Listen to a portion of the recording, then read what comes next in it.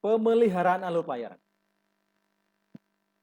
Kalau alur pelayaran sudah beroperasi dengan baik, ya, dengan berbagai macam kondisi, ya, maka harus kita pelihara dengan baik. Sama halnya apabila kita punya benda, yang benda itu memberi manfaat untuk kita, maka kita harus bisa memelihara benda itu supaya fungsinya tetap bisa berjalan dengan baik. Contoh misalnya saya punya HP, ya. Saya punya HP, maka karena HP ini memberikan manfaat untuk saya, maka saya harus merawat HP ini, ya, dengan memasang screen protector, dengan melapisi pelapis tambahan, gitu ya, kemudian membersihkan dan lain sebagainya. Karena saya ingin HP saya fungsinya tetap berjalan dengan baik.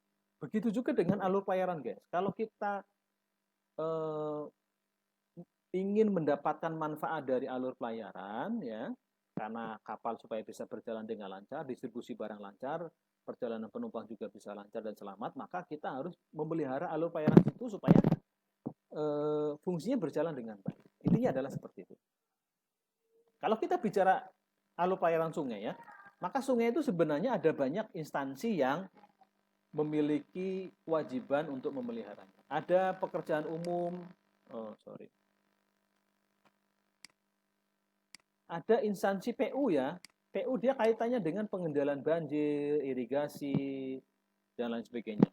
Ada pertambangan dan energi kaitan dengan pembangkit listrik tenaga air, ya. Ada kita di perhubungan kaitan dengan pelayaran, ada dalam negeri kaitan dengan administrasi pemerintah daerah, karena mayoritas batas daripada wilayah sebuah daerah tertentu itu batasnya biasanya sungai, ya, sungai menjadi batas, sehingga masing-masing instansi ini punya kewajiban untuk memelihara sungai supaya fungsi dengan ini berjalan dengan baik. Dan perlu adanya koordinasi antara satu sama lainnya. Kondisi saat ini, ya, adanya erosi, ya. Ini yang perlu kita pelihara supaya erosi tidak makin membesar, ya. Kemudian adanya sampah-sampah yang hanyut yang bisa menyebabkan kecelakaan kapal. Kemudian adanya pendangkalan-pendangkalan sungai sehingga sungai semakin berkurang lebarnya, dan ada juga yang sampai sungai-sungainya ditutup sehingga tidak lagi memiliki aliran-aliran. Itu juga merupakan bagian dari problematika untuk pemeliharaan sungai.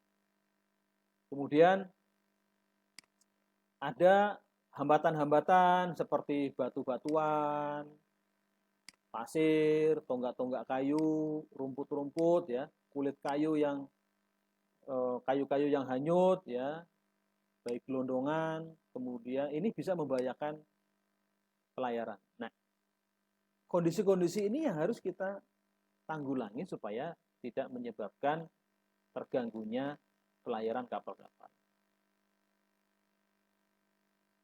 Ada juga yang vegetasi-vegetasi di tepi-tepi sungai menutupi alur-alur pelayaran, ya. Itu juga harus perlu diperhatikan, ya. Tidak ada rambu, itu bisa menyebabkan kebingungan para nakoda kapal. Itu juga harus dipikirkan bagaimana cara memenuhinya.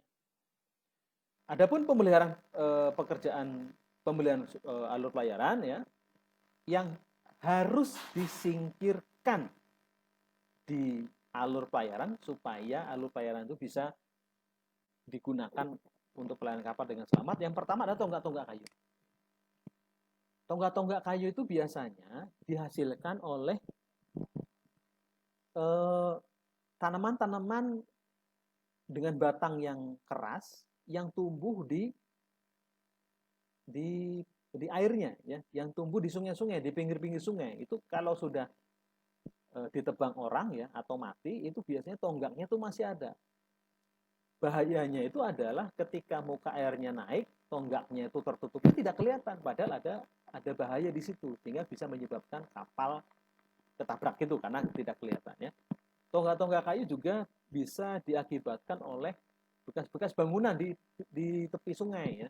Misalnya ada rumah di tepi sungai sudah tidak digunakan lagi, dibongkar, tapi tonggaknya masih ada ya, fondasi tonggaknya masih ada, atau mungkin dermaga-dermaga rakyat yang sudah dibongkar tapi tonggaknya masih ada ya, itu juga bisa membahayakan.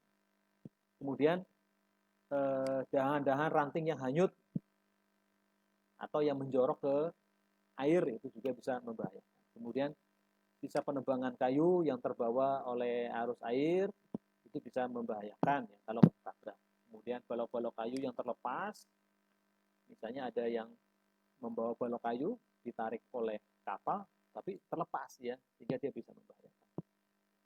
Kerangka kapal ya, salvage ya, kerangka kapal. Di kapal-kapal yang sudah tidak digunakan lagi dibiarkan teronggok, tenggelam ya. Kemudian menjadi bangkai kapal itu juga membahayakan. Karena kalau pada posisi muka air tinggi kan tidak kelihatan, tapi padahal di situ ada bahaya di bawah air ya. Itu juga bisa membahayakan. Batu-batuan atau endapan-endapan yang keras yang bisa mengganggu pelayarannya itu juga perlu diperhatikan.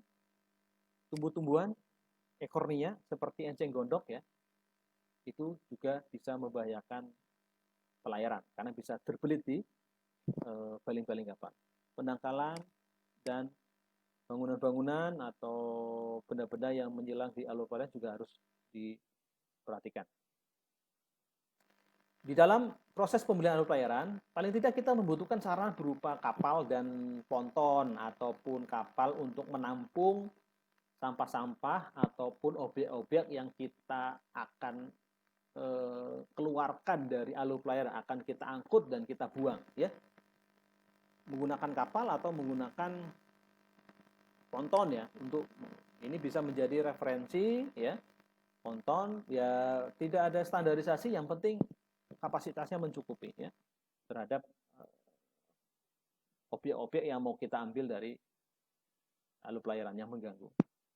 Pertama dilakukan dengan persiapan, membuat rencana mau di mana saja kita dilakukan pemeliharaan tadi ya. Kemudian dipersiapkan kapal pembersihnya, kemudian tongkang atau kapal pengangkut residunya ya atau sampah-sampahnya, kemudian ada kapal yang untuk mendorong atau menggandeng tongkang tadi karena kan tidak memiliki alat penggerak sendiri. Siapkan bahan bakar, minyak pelumas dan logistik ya. Apabila proses pemeliharaan ini membutuhkan waktu yang cukup lama, maka diperhitungkan dengan waktunya ya, bisa 3 bulan, bisa berapa ya. Kalau 1 minggu cukup satu, kalau 1 hari pulang lagi juga nggak apa-apa ya.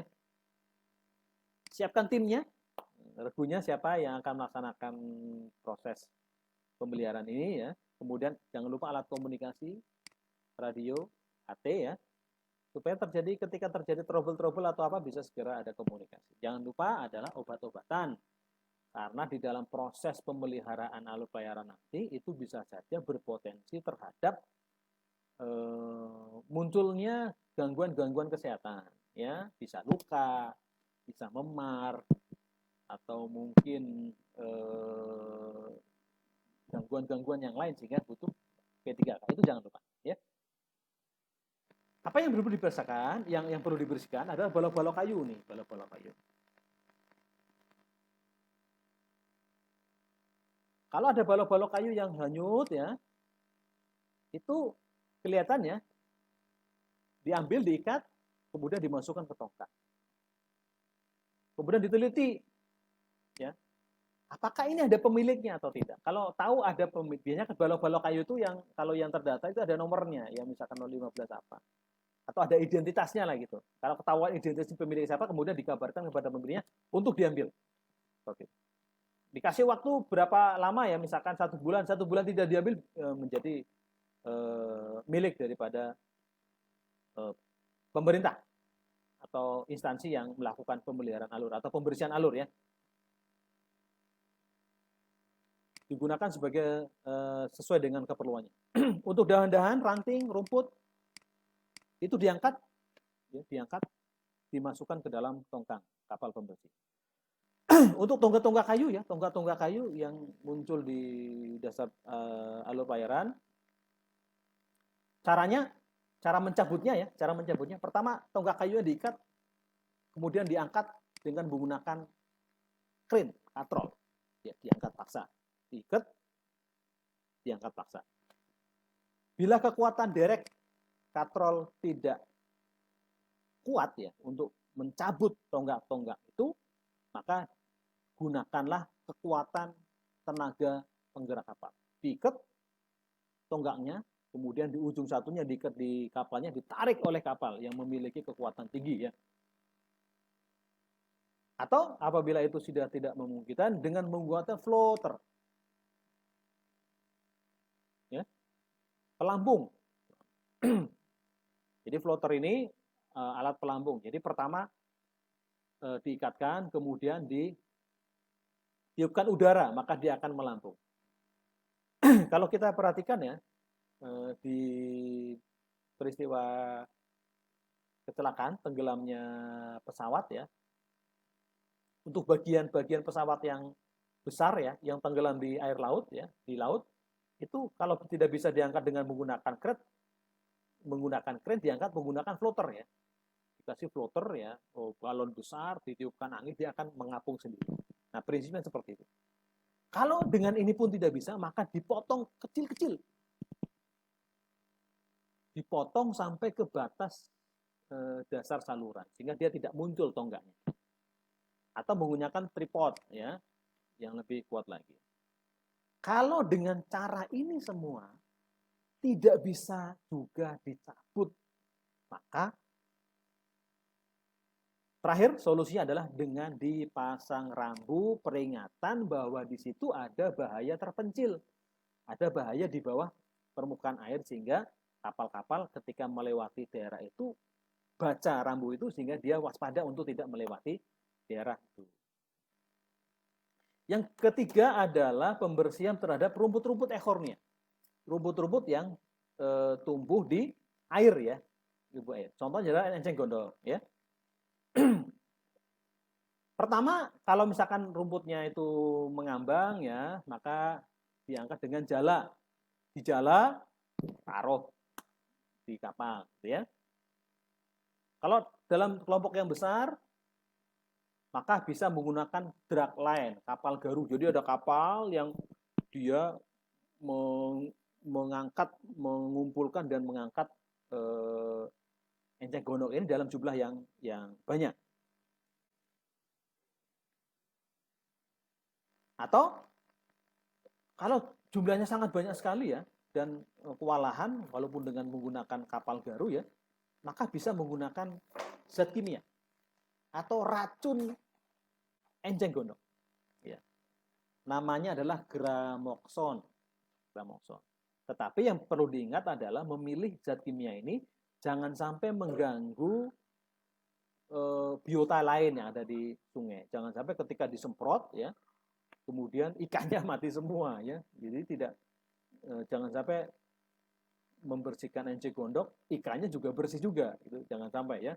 Jadi gunakan yang aman terhadap biota yang lain. Semprot ya, nanti kan akan membusuk ya, mengering gitu, sehingga bisa diangkat lebih mudah. Karena kalau membusuk dia akan mengecil volumenya. Batu-batuan, bagaimana cara mengangkatnya? Diselidiki dulu di mana posisinya supaya ketahuan ya. Ada berapa titik yang harus diangkat batu-batuan yang mengganggu alur pelayaran. Apabila posisinya memungkinkan untuk dihancurkan, maka bisa dihancurkan dengan dinamit, boleh dengan dinamit. Asal memiliki izin ya. Apabila batu itu memang sangat mengganggu alur pelayaran dengan dinamit. Apabila posisi tersebut tidak memungkinkan untuk dihancurkan, maka jalan terakhir ada dipasang rambu seperti yang tonggak tadi. Ada bahaya terpencil gitu ya. Ada rambu di situ, ketika nakoda lewat kelihatan, di situ ada bahaya terpencil di bawah air, maka jangan lewat situ. Dan batu-batu yang besar itu menjadi prioritas untuk dibersihkan dari alur pelayaran karena dia bisa mengganggu ya. Dahan-dahan itu ditebang ya, dahan-dahan yang menjorok itu ditebang. Potongin satu-satu supaya dia tidak menjorok ke alur pelayaran, sehingga dia tidak mengganggu. kerangka kapal ya, silphage tadi, kerangka kapal yang tenggelam ya, dengan cara mengikat untuk kemudian diangkat dengan crane atau ditarik dengan tenaga kapal. Seperti tonggak-tonggak tadi. Kalau tidak memungkinkan diangkat karena terlalu berat, maka jalan terakhir, pokoknya jalan terakhir adalah pasang rambu. Ya. Pasang rambu peringatan bahwa di situ ada bahaya terpencil di bawah air yang bisa mengganggu keselamatan. Pendangkalan dengan pengerukan. Ya, diteliti dulu mana yang, tapi harus dicek juga sumbernya ya. Sumber erosinya itu di mana, itu harus ditanggulangi. Kalau sakit kepala hanya diberikan obat penghilang nyeri, ya suatu saat akan muncul juga karena sumbernya. Ya, tapi sumbernya itu apa? Dicek ya. Pemeliharaan alur yang di tempat mendering dilakukan dengan rekayasa sungai ya. Pembuatan grab, grip, groins dan lain sebagainya. Seperti yang sudah kita pelajari di awal. Ini contoh, ini guys, ini kondisi alur pelayaran kita. Nih, ada juga seperti ini. Begitu banyak sampah-sampah yang mengapung ya. Kalau kondisinya begini, bagaimana mau dijadikan sebagai pelayaran ya? Sangat membahayakan itu ya. Nah, ini dia. Ya, enceng gondok bercampur dengan batang-batang pohon, ya, papan-papan dan lain sebagainya. Ini membahayakan sekali guys kalau sampai kapal menabrak. Ya, ini bisa dilakukan dengan cara manual. Ini contoh saya ngambil di Sungai Musi, manual. Tetapi kalau menggunakan manual maka harus membutuhkan sumber daya yang besar. Jumlah orang yang membersihkan juga banyak, waktu juga akan membutuhkan waktu yang cukup banyak ya. Ini dengan manual. Ini bahaya guys, apalagi kalau kapal-kapalnya punya draft yang kecil dan kecepatan tinggi seperti speedboat tadi ya. Dia harus dibersihkan guys, secara rutin ya. Bisa menggunakan kapal-kapal yang kecil seperti ini. Contoh sebuah komunitas ya di Palembang itu membantu Pemda untuk membersihkan enceng-enceng gondok gitu, seperti itu. Cukup dengan menggunakan kapal yang kecil, yang penting mau untuk membersihkan ya. Atau menggunakan kapal pembersih ya. Ini kebetulan milik PU ya.